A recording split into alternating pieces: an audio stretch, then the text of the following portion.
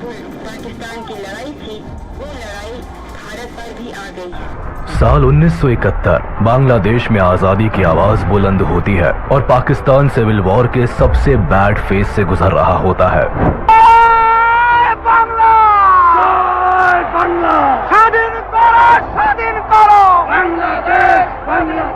Pakistani army और Bangladeshi revolutionaries के बीच एक तरफ बड़ा घमासान जारी रहता है, वहीं दूसरी तरफ बांग्लादेश खुद को एक अलग देश घोषित कर चुका होता है। इसी बीच 3 दिसंबर 1971 को भारत के खिलाफ पाकिस्तान ऑपरेशन चंगेज खान लॉन्च कर देता है।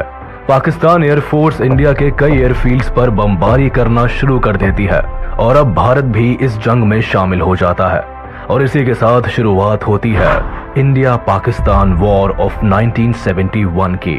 लेकिन भारत और पाकिस्तान के बीच ये वॉर होती ही क्यों है? पाकिस्तान के सिविल वॉर से भारत का क्या लेना देना होता है? और 1947 में पाकिस्तान का दामन थामने वाला ईस्ट पाकिस्तान आखिर क्यों आजादी की मांग पर उतर आता है?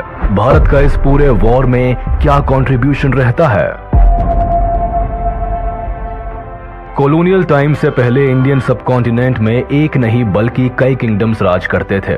ये सभी किंगडम्स अपने आप को एक अलग भाषा, ट्रेडिशन, कल्चर से आइडेंटिफाई करते थे और कुछ यही कहानी आज के वेस्ट बंगाल और बांग्लादेश की भी थी, जो उस टाइम में बंगाल के नाम से जाना जाता था।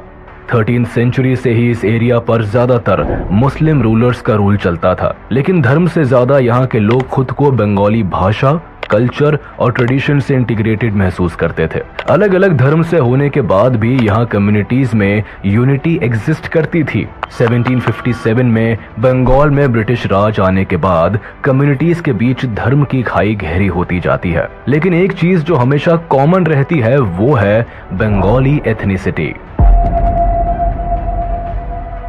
1947 में ब्रिटिश रूल के खत्म होते ही भारत को आजादी मिलती है, लेकिन ये आजादी भारत को 2 देशों में बांट देती है, भारत और पाकिस्तान। मुस्लिम मेजॉरिटी लोग पाकिस्तान को चुन लेते हैं, जबकि भारत खुद को लोकतांत्रिक देश घोषित करता है। धर्म के नाम पर हुए इस विभाजन से दोनों देशों की बाउंड्रीज तो तय हो जाती है, लेकिन एक ही कल्चर, ट्रेडिशन और लैंग्वेज को फॉलो करने वाले रीजन्स 2 अलग मुल्क का हिस्सा बन जाते हैं। जैसे आधा पंजाब पाकिस्तान को मिलता है और आधा भारत का हिस्सा बनता है। पार्टीशन की लकीरों से बंगाल भी अछूता नहीं रहता है। स्टार्टिंग फेज में पूरा बंगाल रीजन पार्टीशन को स्ट्रांगली अपोज करता है, लेकिन जब विभाजन की मांग तेज होती है तो बंगाल का वेस्टर्न रीजन भारत में शामिल हो जाता है।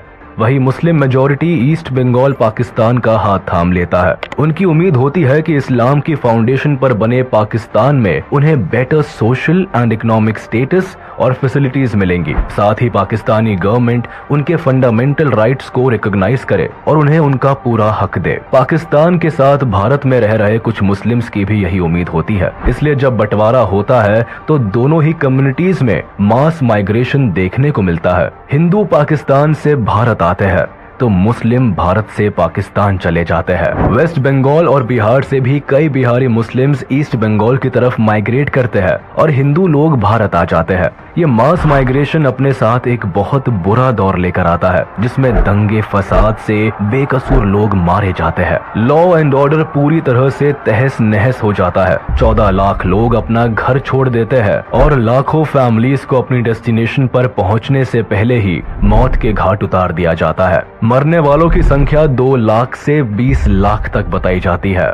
इन टफेस्ट सिचुएशंस के बीच इंडिया का डिवीजन हो जाता है और एक नई कंट्री दुनिया को मिलती है, पाकिस्तान, जिसके 2 हिस्से होते हैं, वेस्ट पाकिस्तान और ईस्ट पाकिस्तान, जो एक दूसरे से 1600 किलोमीटर की दूरी पर होते हैं। पाकिस्तान की फॉर्मेशन में मेजॉरिटी भले ही मुस्लिम्स की होती है, लेकिन सभी एक अलग एथनिक ग्रुप को रिप्रेजेंट करते हैं।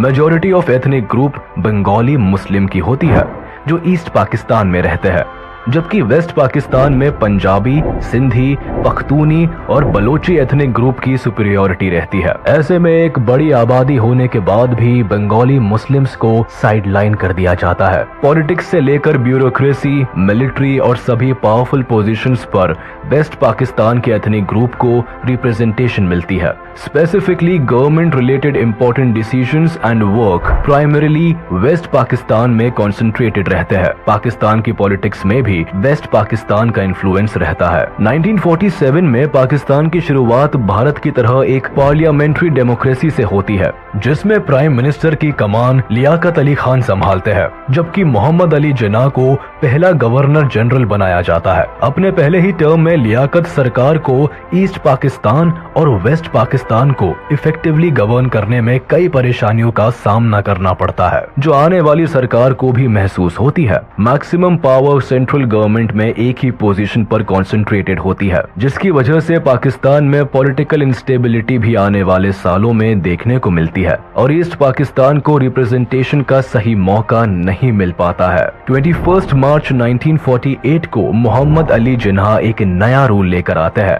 और उर्दू को पाकिस्तान की ऑफिशियल लैंग्वेज डिक्लेयर कर देते हैं। State language of Pakistan is going to be Urdu and no other language.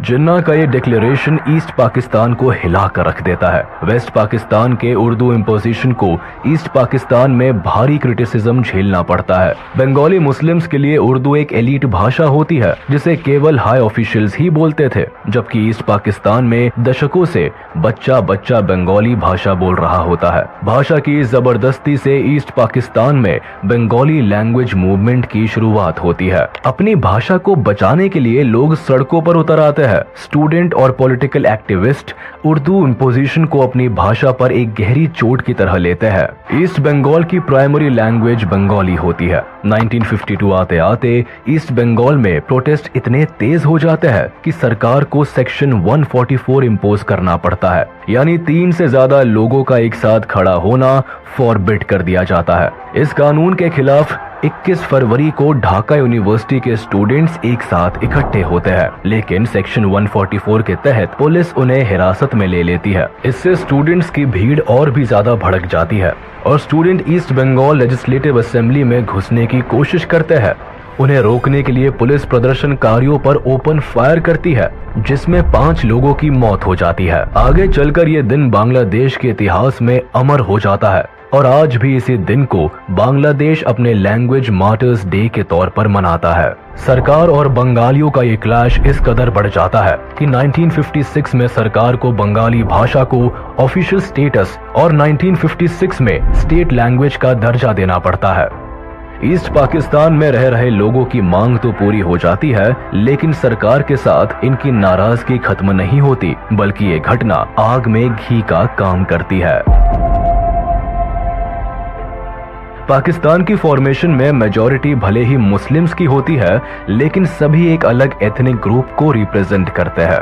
Pakistan में कई सरकारें बनती बिगड़ती है, कई बार मिलिट्री रूल भी देखने को मिलता है, लेकिन सरकार बनाने का मौका ईस्ट पाकिस्तान के लोगों के हाथ में कभी नहीं आता। उन्हें पॉलिटिकल रिप्रेजेंटेशन से तो दूर रखा ही जाता है, साथ ही ईस्ट पाकिस्तान के डेवलपमेंट पर भी ध्यान नहीं दिया जाता। 70% से भी ज्यादा नेशनल बजट वेस्ट पाकिस्तान के डेवलपमेंट पर लगाया जाता है, जबकि पाकिस्तान की आधी पॉपुलेशन ईस्ट पाकिस्तान में सेंटर्ड होती है।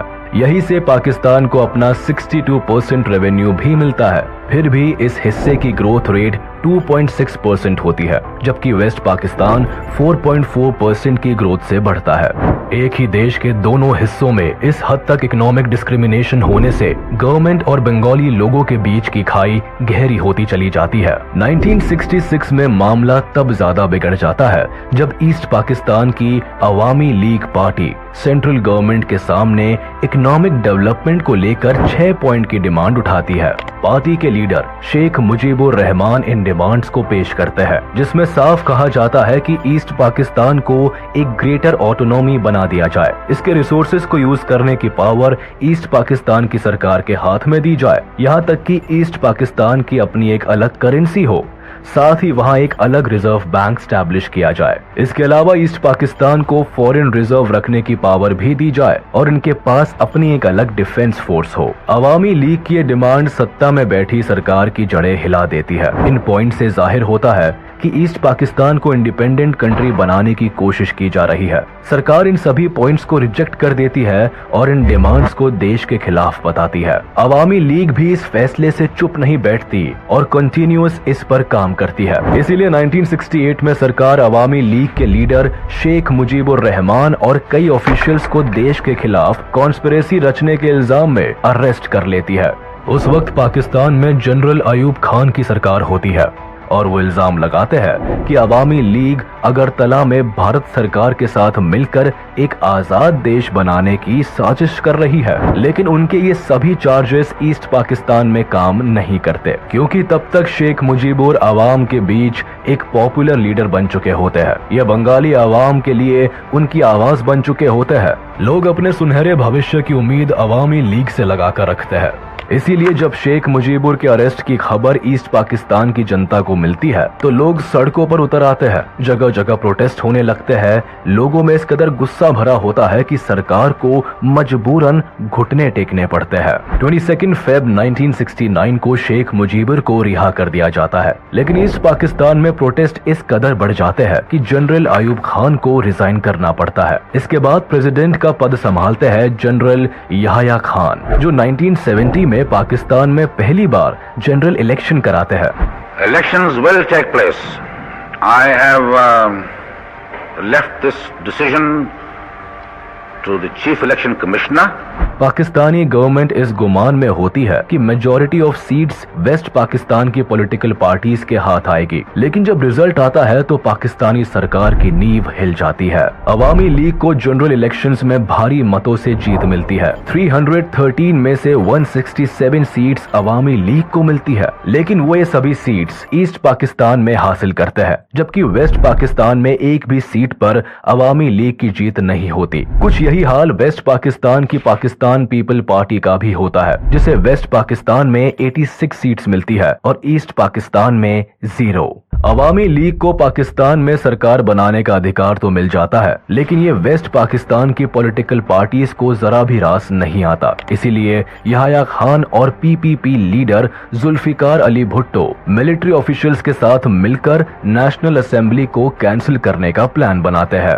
1 मार्च 1971 को प्लान के according Yahya Khan national assembly को कैंसिल कर देते हैं। ईस्ट पाकिस्तान की आवाम इस नाइंसाफी के खिलाफ आवाज उठाने से पीछे नहीं रहती। डेमोक्रेसी का ऐसा मजाक बनता देख लोग प्रोटेस्ट कर देते हैं। पहली बार ईस्ट पाकिस्तान में आजादी के नारे लगते हैं। सभी लोग साथ मिलकर एक नए देश की मांग करते हैं और बांग्लादेश नाम दुनिया के सामने आता है। अवामी लीग पार्टी भी अपनी आवाज बुलंद करती है और शेख मुजीबुर जनता के सपोर्ट में उतर आते हैं। ईस्ट पाकिस्तान में अवाम पाकिस्तानी गवर्नमेंट के किसी भी ऑर्डर को मानना बंद कर देती है। प्रोटेस्टर्स यहाँ ऑर्गेनाइज्ड होकर एक इंडिपेंडेंट आर्मी को बनाते हैं, जिसे मुक्ति बाहिनी नाम दिया जाता है। इस आर्मी का मकसद बांग्लादेश की आजादी होता है। इस सिचुएशन में पाकिस्तान गवर्नमेंट को जब ईस्ट पाकिस्तान अपने हाथ से निकलता हुआ नजर आता है तो पाकिस्तानी आर्मी के जरिए यहाँ रिवॉल्ट्स को दबाने की कोशिश होती है। मार्च 1971 को एयर फ्लाइट के जरिए वेस्ट पाकिस्तान से कई पाकिस्तानी सोल्जर्स को ढाका लाया जाता है, जो मुक्ति बाहिनी के खिलाफ ऑपरेशन चलाते हैं। मुक्ति बाहिनी से निपटने के लिए वेस्ट पाकिस्तान एक east Pakistani central peace committee बनाती है, जिसे शांति बाहिनी नाम दिया जाता है। लेकिन पीस स्टैब्लिश करने के बजाय ये कमेटी ईस्ट पाकिस्तान में लोगों पर अत्याचार करना शुरू कर देती है। लॉ एंड ऑर्डर की धज्जियां उड़ जाती है। बंगालीज वेस्ट पाकिस्तान से अपने सारे नाते तोड़ लेते हैं। पाकिस्तानी गवर्नमेंट को जब ईस्ट पाकिस्तान की आवाज दबाने का कोई रास्ता नजर नहीं आता तो सरकार एक ऐसी साजिश रचती है कि वॉर क्राइम्स की सारी हदें पार हो जाती है। ईस्ट पाकिस्तानी लीडर्स का कहना था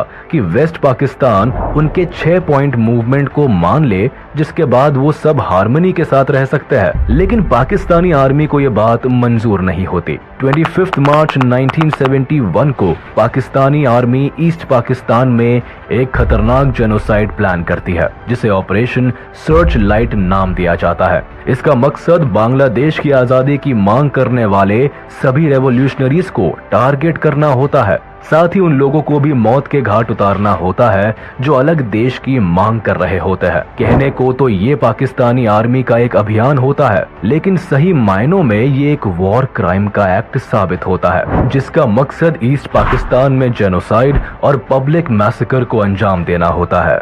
25 मार्च बांग्लादेश के लोगों के लिए सबसे काली रात साबित होती है। Troops from West Pakistan, Punjabis, savagely terrorized the Bengali population of East Pakistan. Perhaps 1 million people died. हजारों पाकिस्तानी सोल्जर्स ढाका में घुसते हैं, कर्फ्यू इम्पोज किया जाता है, टेलीफोन या रेडार सब बंद कर दिए जाते हैं, सभी फॉरेन जर्नलिस्ट को पहले ही डिपोर्ट कर दिया जाता है, पूरे शहर को सील करके सबसे पहले शेख मुजीबुर को अरेस्ट किया जाता है। ऑपरेशन सर्च लाइट में पाकिस्तानी सेना ने लगभग 10 लाख से ज्यादा बांग्ला बोलने वाले ईस्टर्न पाकिस्तानियों को मौत के घाट उतार दिया। इस मैसेकर में ज्यादातर नेता, क्रांतिकारी, बंगाली, अवामी पार्टी के मेंबर्स और आम जनता को बुरी तरह से टारगेट किया गया। इस भयंकर मैसेकर के बाद लाखों लोग भागकर भारत में शरण लेने आ जाते हैं। 25 मार्च की रात शुरू हुआ ये वॉर क्राइम लगभग अगले 8 महीनों तक चला, जिसमें 30 लाख से ज्यादा लोग पाकिस्तानी आर्मी के अत्याचार से मारे गए। हजारों को यही बुरी तरह से घायल कर दिया गया। यहाँ सबसे दिल दहला देने वाली बात ये हुई कि पाकिस्तानी आर्मी ने ईस्ट पाकिस्तान में लगभग 4 लाख लड़कियों और औरतों के साथ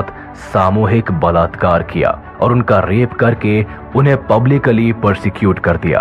पाकिस्तानी आर्मी के इस तरह के शर्मनाक काम को जब यूएस प्रेसिडेंट तक पहुंचाया गया, तब भी यूएस ने इस जेनोसाइड को रोकने का कोई काम नहीं किया। उल्टा अपने एलाइज पाकिस्तान को वॉर में सपोर्ट करते रहे। और इससे पहले ही शेख मुजीबुर ईस्ट पाकिस्तान को इंडिपेंडेंट कंट्री घोषित कर देते हैं और इसे बांग्लादेश नाम देते हैं।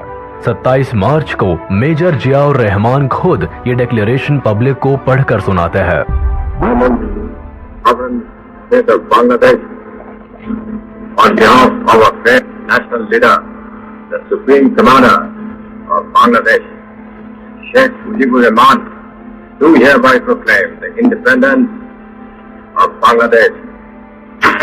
बांग्लादेश को आजाद देश घोषित कर दिया जाता है, लेकिन यह आजादी इतनी भी आसान नहीं होती। मेजर शहरों को अपने कंट्रोल में लेने के लिए एक ही रात में 7,000 इनोसेंट बंगाली लोगों को मौत के घाट उतार दिया जाता है। इस मैसेकर में एक ही हफ्ते के अंदर 3 लाख से भी ज्यादा बंगाली लोगों का कत्लेआम कर दिया जाता है, लाखों औरतों का रेप किया जाता है। पाकिस्तानी आर्मी अपने ही देश के लोगों को इस कदर टॉर्चर करती है कि डर कर 10 मिलियन से भी ज्यादा लोग बांग्लादेश छोड़कर भारत में घुस आते हैं। कुछ ही दिनों में लोग अपना घर परिवार सब कुछ खो बैठते हैं। भारत पहले से बांग्लादेश की सिचुएशन पर नजर रख रहा होता है, लेकिन जब लाखों की संख्या में रेफ्यूजीज धीरे धीरे भारत की तरफ आते हैं, तो भारत की मुश्किलें भी बढ़ जाती है। भारत भी इस कॉन्फ्लिक्ट का हिस्सा बन जाता है। इसीलिए भारत सरकार अवामी पार्टी के कई लीडर्स को अपने देश में शरण देती है। 10 अप्रैल 1971 को अवामी लीडर्स कोलकाता में ही people republic of Bangladesh government को बनाते हैं। शेख मुजीबुर रहमान को बांग्लादेश का प्रेसिडेंट चुन लिया जाता है, जबकि तजुद्दीन अहमद को प्राइम मिनिस्टर बनाया जाता है। लेकिन भारत की असल समस्या 10 मिलियन रेफ्यूजीज को लेकर होती है। आखिर इतने बड़ी संख्या को सर्व करना भारत के लिए मुश्किल होता है। रेफ्यूजीज के आने जाने से भारत पर एक बड़ा इकोनॉमी बर्डन पड़ता है। साथ ही बांग्लादेश में चल रहा जेनोसाइड भी भारत सरकार के लिए कंसर्न बनता जा रहा था। इसीलिए इंदिरा गांधी फैसला लेती है कि बांग्लादेश की आजादी की इस लड़ाई में भारत भी शामिल होगा। 28 अप्रैल 1971 प्रधानमंत्री Indira Gandhi chief of army staff general Sam Manekshaw से बांग्लादेश की सिचुएशन डिस्कस करती है और उन्हें कहती है कि वो जंग की तैयारी करे। लेकिन मानेकशॉ वॉर चैलेंजेस को बताते हुए इतनी जल्दी वॉर पर जाने को अवॉइड करते हैं। वो बताते हैं कि मॉनसून के मंथ में बांग्लादेश में बाढ़ की स्थिति पैदा हो जाती है और ऐसी सिचुएशन में लड़कर जीत हासिल करना मुश्किल हो सकता है। इसीलिए वॉर का राइट टाइम नवंबर दिसंबर की विंटर्स रखा जाता है। प्रधानमंत्री जनरल्स को पूरी आजादी देती है कि वो जब चाहे तब ऑपरेशन स्टार्ट कर सकते हैं। हम हर तरह से मुक्ति वाहिनी की सहायता करेंगे, बांग्लादेश के लोगों की मदद करेंगे। इंडियन आर्मी अपने काम की शुरुआत मुक्ति वाहिनी को ट्रेनिंग देने से शुरू करती है। सैम मानेकशॉ की लीडरशिप में इंडियन आर्मी मुक्ति वाहिनी को गुरिल्ला वॉरफेयर के लिए ट्रेन करती है। उन्हें हर एक टैक्टिक और स्ट्रेटेजी सिखाई जाती है जिससे वो पाकिस्तानी आर्मी पर भारी पड़ सके। साथ ही भारत की तरफ से वेपन्स की सप्लाई भी मुक्ति वाहिनी को दी जाती है। भारत अब तक इनडायरेक्टली ही इस युद्ध का हिस्सा होता है। रियलिटी में पाकिस्तान और भारत के बीच अब तक कोई क्लैश नहीं होता। 3 दिसंबर 1971 को सिचुएशन तब बदल जाती है जब पाकिस्तान ऑपरेशन चंगेज खान को लॉन्च कर देता है और ये उसकी सबसे बड़ी भूल साबित होती है।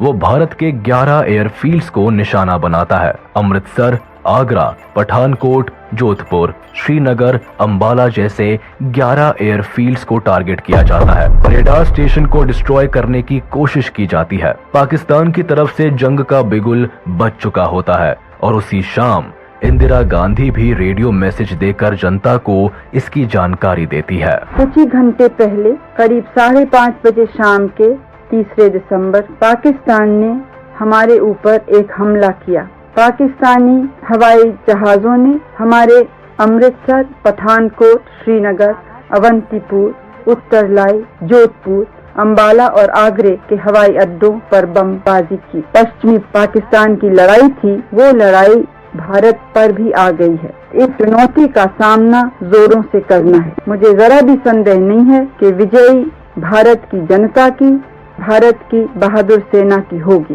पाकिस्तान का मकसद भले ही भारत के एयरफील्ड को तबाह कर इंडियन एयरफोर्स को वॉर से बाहर रखने का होता है, लेकिन लकीली इनके निशाने सटीक नहीं बैठते और इंडियन एयरफोर्स तुरंत ही सतर्क हो जाती है और इन्हीं रनवेज से AIF अपने टारगेट संभाल लेती है और पाकिस्तानी आर्मी को मुंह तोड़ जवाब देने को तैयार हो जाती है। पाकिस्तान इंडियन एयरबेस को नुकसान पहुंचाने से भले ही चूक जाती है, लेकिन इंडियन एयरफोर्स जब एयर स्ट्राइक पर उतरती है तो पाकिस्तान के कई रनवे को तबाह करके ही दम लेती है। मुरिद, मियानवाली, सरगोधा, चांडलर, रिसलवाला वेस्ट पाकिस्तान के कुछ जरूरी एयर बेसेस होते हैं जिन्हें इंडियन एयरफोर्स बुरी तरह डैमेज कर देती है। वेस्ट पाकिस्तान के रनवेज की हालत इतनी खराब हो जाती है कि कई दिनों तक वह वॉर के लिए कुछ एयर बेसेस को यूज नहीं कर पाते। कुछ यही हाल इंडियन आर्मी ईस्ट पाकिस्तान के एयर बेसेस का भी करती है, जहां 2 दिन के अंदर ही चिट्टागोंग, जेसोर और कुर्मितोला एयर बेसेस को तबाह कर देती है। 4 दिसंबर को इंडियन नेवी भी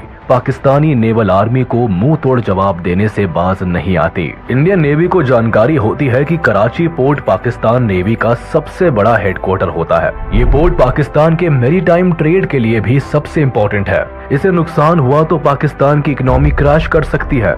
इसीलिए इंडियन नेवी कराची हार्बर को अपना टारगेट बनाती है और इस ऑपरेशन को नाम देती है ऑपरेशन ट्राइडेंट। इस ऑपरेशन की कमान संभालते हैं navy chief admiral SM Nanda, जो कि इंदिरा गांधी से परमिशन लेने के बाद 25th स्क्वाड्रन कमांडर बबरू भान यादव को अटैक की जिम्मेदारी देते हैं। इनकी कमान में इंडियन नेवी का ग्रुप 460 किलोमीटर कराची के साउथ कोस्ट में चला जाता है और रात होने का इंतजार करते हैं, क्योंकि रात के अंधेरे में पाकिस्तानी एयरक्राफ्ट एयर बॉम्बिंग नहीं कर सकते थे। इंडियन नेवी का प्लान होता है कि वह अंधेरे का फायदा उठाकर पाकिस्तान की वॉरशिप्स को पूरी तरह तबाह कर दे। इसीलिए शाम होते होते इंडियन नेवी कराची पोर्ट के 330 किलोमीटर करीब चले जाते हैं।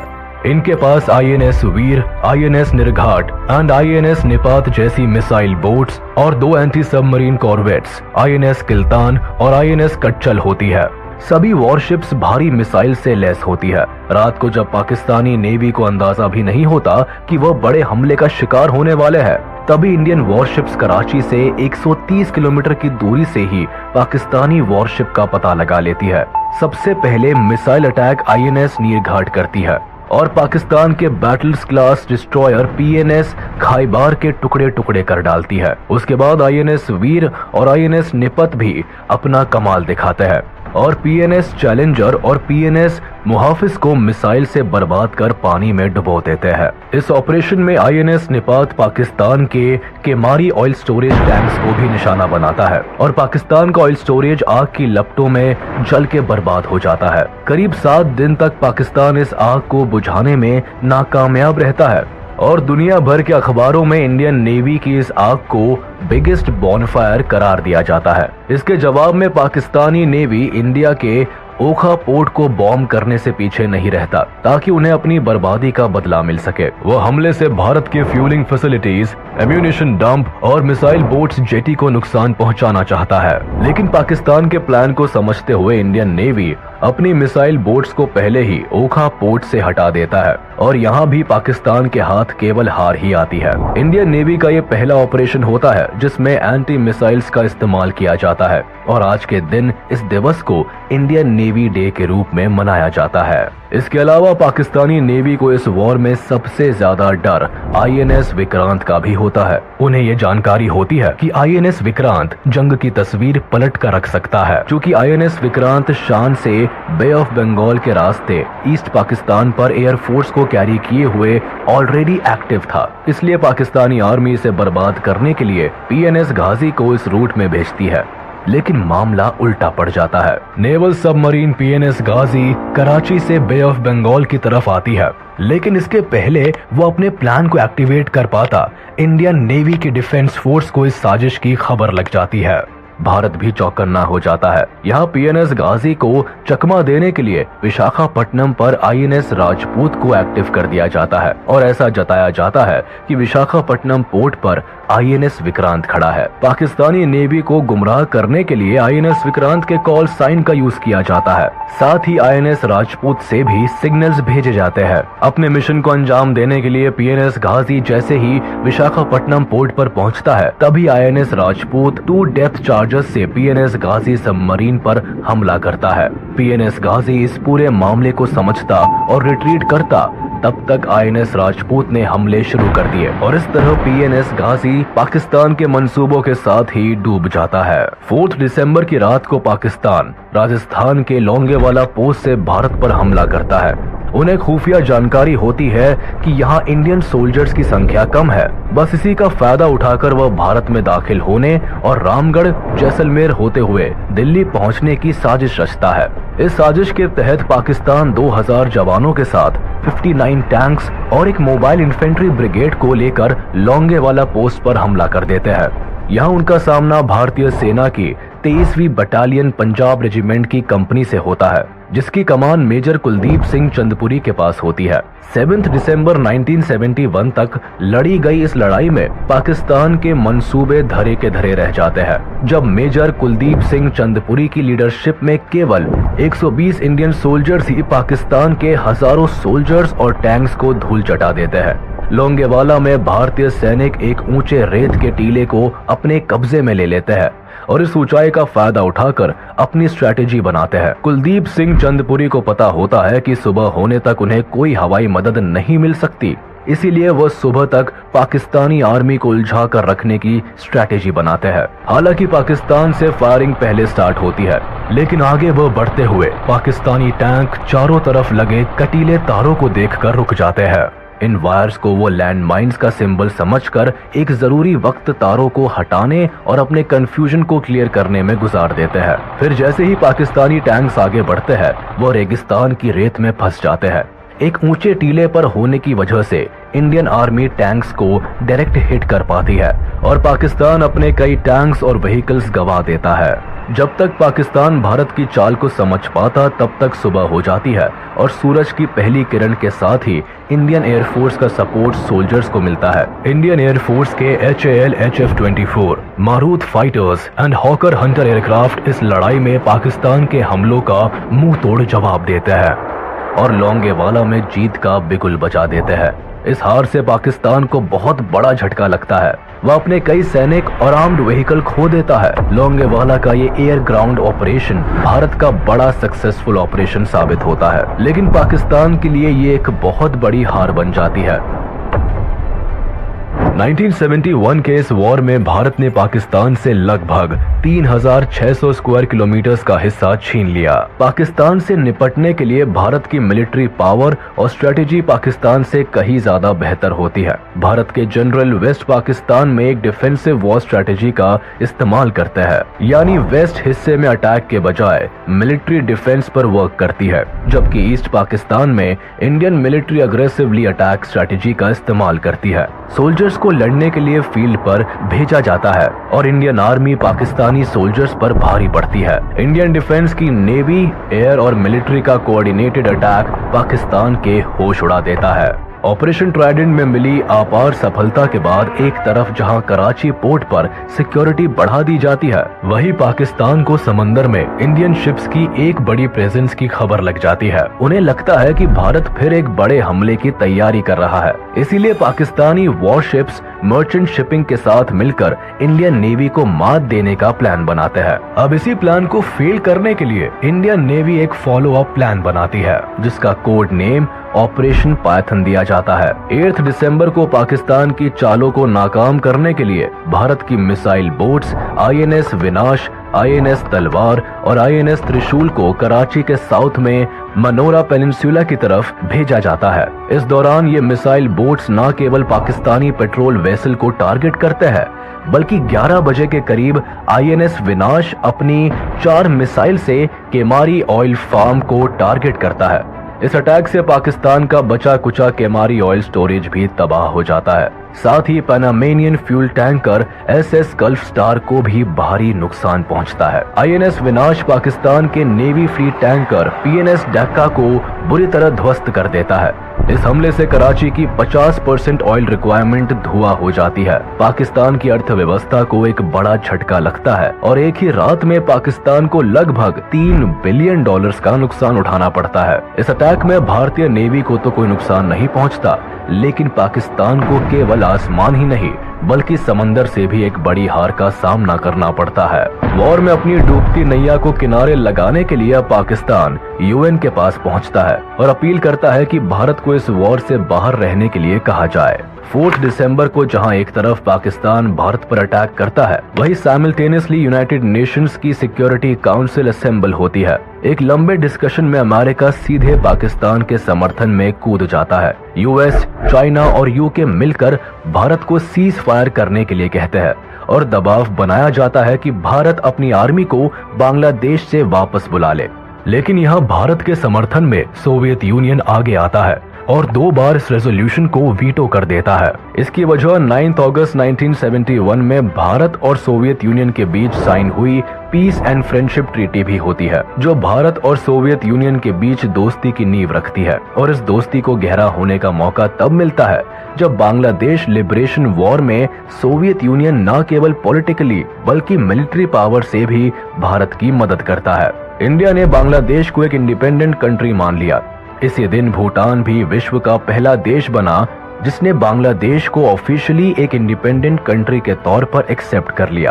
8 दिसंबर 1971 को जब अमेरिका की इंटेलिजेंस को ये रिपोर्ट मिलती है कि भारत ईस्ट पाकिस्तान में एक ऑफेंसिव अटैक प्लान कर रहा है, तब US पाकिस्तान के समर्थन में अपनी 7th fleet task force bay of Bengal की तरफ भेज देता है। US का ये 7वां बेड़ा दुनिया का सबसे बड़ा एयरक्राफ्ट कैरियर होता है, जिसका वजन 75,000 टन के करीब होता है। करीब 70 फाइटर एयरक्राफ्ट को कैरी करने वाला ये शिप न्यूक्लियर पावर्ड से लेस होता है। जाहिर था कि भारत की नेवल पावर से ये कहीं ज्यादा ताकतवर होता है और उसके सामने भारत के INS विक्रांत की फाइटर एयरक्राफ्ट की क्षमता केवल 20 एयरक्राफ्ट की होती है। पाकिस्तान को अब ये वॉर अपने हक में दिखाई देने लगती है।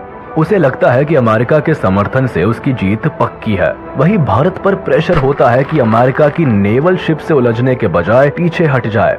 सिचुएशन यहाँ हाथ से निकलती दिखाई देती है, क्योंकि UK भी पाकिस्तान के समर्थन में HMS ईगल को अरेबियन सी में उतारता है। इनकी साजिश भारत की नेवल शिप को एक पिंसर अटैक में फंसाने की होती है। भारत इस सिचुएशन से निकलने के लिए सोवियत को SOS भेजता है और इंडो सोवियत सिक्योरिटी ट्रीटी को एक्टिवेट करने के लिए कहता है, जिसके तहत किसी भी आउटसाइड अटैक होने पर सोवियत यूनियन भारत को प्रोटेक्ट करने के लिए बाध्य है। मैसेज मिलते ही ब्रिटिश अमेरिकन थ्रेट को काउंटर करने के लिए सोवियत जल्द ही कमांडर एडमिरल व्लादिमीर क्रुगलियाकोव के अंदर अपने 10th ऑपरेटिव बैटल ग्रुप को भारत की मदद के लिए भेजते हैं। सोवियत का ये पैसिफिक बेड़ा nuclear armed ships, atomic submarines और मिसाइल से लेस होता है और समंदर में ब्रिटिश और अमेरिकन बेड़े को काउंटर करने के लिए उन्हें अपने टारगेट रेंज में ले आते हैं। जिससे पहले UK और अमेरिका बे ऑफ बंगाल में एंटर कर पाए, उससे पहले ही रशियन शिप्स ब्रिटेन और अमेरिकन शिप्स को अपनी मौजूदगी का एहसास करा देती है। इसीलिए ब्रिटिश शिप्स मेडागास्कर की तरफ निकल जाती है, जबकि यूएस नेवी भी अपनी टास्क फोर्स को पीछे ले लेती है। सोवियत का साथ मिलते ही भारत की एयर, नेवी और लैंड मिलिट्री डिफेंस एक साथ मिलकर पाकिस्तानी आर्मी को घुटने टेकने पर मजबूर कर देती है। ईस्ट पाकिस्तान में पाकिस्तानी आर्मी की एयर सप्लाईज कट ऑफ कर दी जाती है। नेवल रूट्स को इंडियन नेवी ब्लॉक कर देती है और जमीन पर मुक्ति बाहिनी पाकिस्तान आर्मी की जान की दुश्मन बन जाती है। 12 दिसंबर आते आते इंडिया पाकिस्तान वॉर में पाकिस्तान एक बड़ी हार के सामने खड़ा होता है। इनकी सेना को बुरी तरह खदेड़ दिया जाता है। वेस्ट पाकिस्तान का लगभग 13,000 किलोमीटर वर्ग इलाका अब भारत के कंट्रोल में होता है और पाकिस्तानी सोल्जर्स के पास बचने का कोई रास्ता नहीं होता है। जुल्फिकार अली भुट्टो पाकिस्तान की जीत के लिए एक बार फिर अमेरिका का दरवाजा खटखटाते हैं और वॉर को डिस्कस करने के लिए न्यूयॉर्क जाते हैं। अमेरिका के साथ मिलकर वो सीज फायर का एक प्रपोजल भी तैयार करते हैं, लेकिन तब तक काफी देर हो चुकी होती है। पाकिस्तानी आर्मी इंडियन सोल्जर्स के सामने सरेंडर के लिए तैयार हो जाती है। इससे गुस्से में आकर जुल्फिकार अली भुट्टो यूएन की असेंबली छोड़कर चले जाते हैं और यहाँ पाकिस्तान की लाचारी भी पूरी दुनिया को साफ नजर आती है। I will not be a party to it. My country harkens for me. Why should I waste my time here in the Security Council?